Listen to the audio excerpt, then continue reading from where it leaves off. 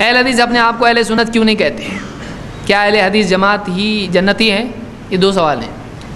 اہل حدیث اپنے آپ کو اہل سنت کیوں نہیں کہتے؟ کون بولا آپ کو نہیں بولتے؟ ہم اہل سنت اپنے آپ کو مانتے ہیں، بلکہ یعنی اگر آپ دیکھا جائے تو اہل سنت کون ہوں گے؟ جو سنت کے مطابق عمل کریں، سنت پہ چلیں، سنت کی دعوت دیں. سنت کس کی؟ اللہ کے نبی صلی اللہ علیہ وسلم کی. پھر اہل حدیث کیا کرتے ہیں؟ سنت کی دعوت نہیں دیتے ہیں. اہل حدیث تو سنت کی طرف بلا رہے ہیں سب کو. بھائی اس کی بات ماننے کی بجائے، پیر صاحب کی، فلاں صاحب کی، باپ دادا کی ماننے کی بجائے، اگر وہ کتاب و سنت سے ہٹ کے ہیں، چھوڑو اس کو اور کس کی بات مانو؟ اللہ کے نبی صلی اللہ علیہ وسلم کی. تو اہل حدیث اپنے آپ کو مسلم بھی کہتے ہیں. اب بعض لوگ بولتے ہیں مسلم یا اہل حدیث، یعنی ایسا ہو گیا جیسے دونوں ایک دوسرے کے اپوزٹ ہیں. یعنی بعض لوگوں کو یہ غلط فہمی ایسے لگتی ہے کہ اہل حدیث اپنے آپ نہیں بولتا، اپنے آپ کو کیا بولتا ہے؟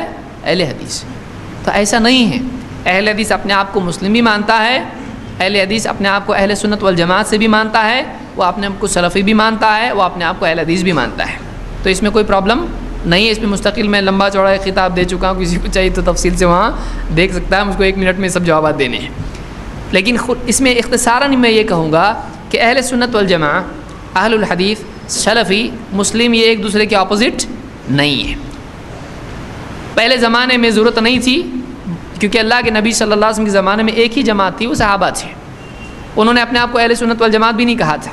بعد میں جب ضرورت پیدا ہوئی، بہت سارے فرقے بنے، تو انہوں نے اپنے آپ کو اہل سنت والجماعت کہا.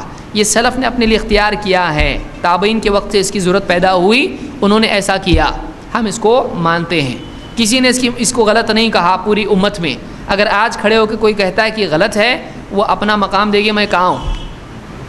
تو بہت سارے وہ لوگ جن کو صحیح سے کچھ پڑھنا آتا نہیں ہے، وہ لوگ اس طرح کی باتیں کریں، جو قرآن بھی صحیح سے نہیں پڑھ پائیں، تو یہ بہت ہی غلط بات ہے. سلف عام طور سے اپنے آپ کو اہل السنت والجماعت کہتے آئے ہیں. ابن سیرین وغیرہ کے اقوال آپ دیکھیں، اور بعد میں کسی نے ان کو غلط نہیں کہا. آج کھڑے ہو کہ ہم بولیں یہ غلط ہے، تو یہ بہت عجیب بات ہے. امت کا گویا کہ اس پر اجماع ہے، کسی نے اس کو غلط نہیں کہا. اہل الحدیث کا لفظ امام البخاری نے استعمال کیا، امام احمد ابن حنبل نے استعمال کیا، علی ابن مدینی نے استعمال کیا، خطیب بغدادی نے مستقلاً کتاب اس پر لکھی. آپ پھر بولیں کہ نہیں ایسا کہاں سے آیا؟ آپ کو نہیں معلوم تو آپ کا قصور ہے.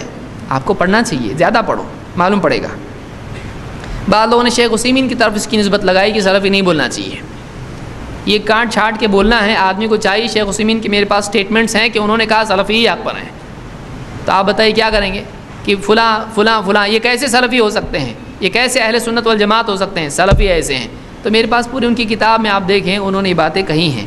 تو ایک آدمی کو چاہیے کہ کسی بھی عالم کی بات کو اس کے دوسرے اقوال سے ملا کر دیکھے. شیخ عثیمین نے کہا کہ سلفی اپنے آپ کو اس طرح سے کوئی سیکٹ بنا لے کہ وہ صرف نام ہی پر زور دیتا ہو اور اسی کی بنیاد پر حزبیت بناتا ہو اور لوگوں کو صحیح یا غلط بولتا ہو، تو یہ غلط ہے. ہمارا یہ بولنا نہیں کہ نام نہیں دیا تو ہی گمراہ ہو جاتا ہے. چاہے کام کچھ بھی کرے، کام صحیح ہونا چاہیے، لیکن پہچان کے لیے کیا ہونا چاہیے؟ پہچان کے لیے اس کو کہ مختلف فرقے آج ہیں. کون ہیں؟ آپ اپنی بچی کا رشتہ کس کو دو گے؟ مسلم. پھر شیعہ بھی بول رہا میں مسلم، دو گے آپ پوچھو گے، ڈیٹیل نکالو گے، بولے قرآن حدیث. کون بولتا نہیں قرآن حدیث؟ اب بولتے ہیں. اب اتنا زیادہ کیوں تلاش کر رہے ہیں؟ صاف صاف وہ بول دیتا ہے میں سلفی ہوں، اہل حدیث ہوں، آپ کو فوراً آسانی سے معلوم ہو جاتا ہے. کیونکہ آپ وہ مسلم بھی بولے گا تو آپ کو پھر پوچھنا پڑے گا کون سا مسلم؟ شیعہ کے سنی؟ بولے گا میں سنی میں کون؟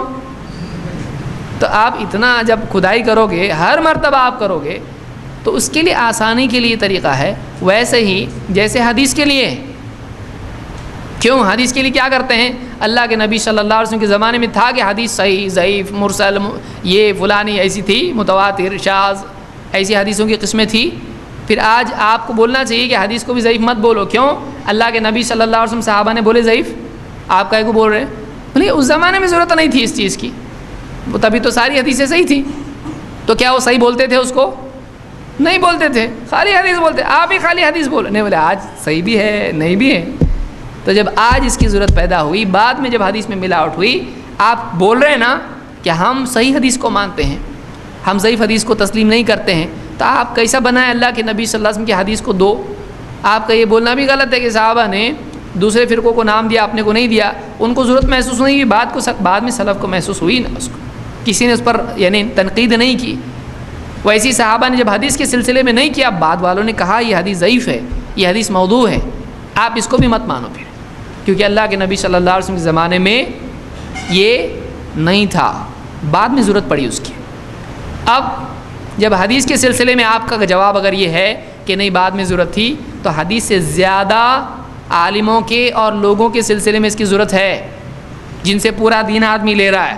ایک حدیث لینے کے بارے میں جب اتنی ضرورت ہے صحیح ضعیف کی، تو پھر وہ سارے دین کے بارے میں ضرورت کم ہے کہ زیادہ ہو گئی؟ زیادہ ہو گئی۔